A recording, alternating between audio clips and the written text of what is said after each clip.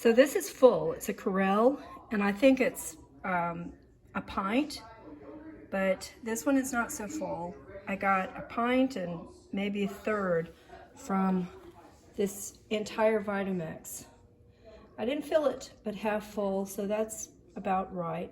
And you have to, if you have regular counters that are 25 years old like mine, you have to wipe it up pretty fast or the green will stain.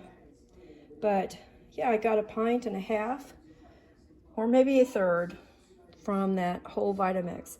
My husband likes it watered down. It's very sweet, and he doesn't mind having it full strength, but he also likes it watered down with ice and stuff. But what does it help you with? Well, it will make you poop, especially if you've had things in the past